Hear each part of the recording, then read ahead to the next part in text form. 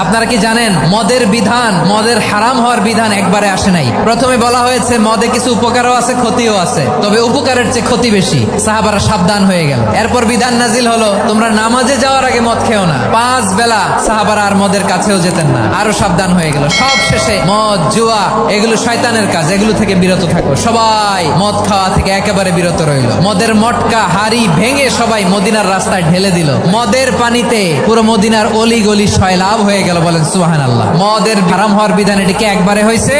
না। আমাদের কাছে অনেকে আসে, আয়সা বলে হুজুর আমার মেয়েটা পর্দা করে না, ওর জন্য দোয়া করেন। তা আমি বলি বয়স কত?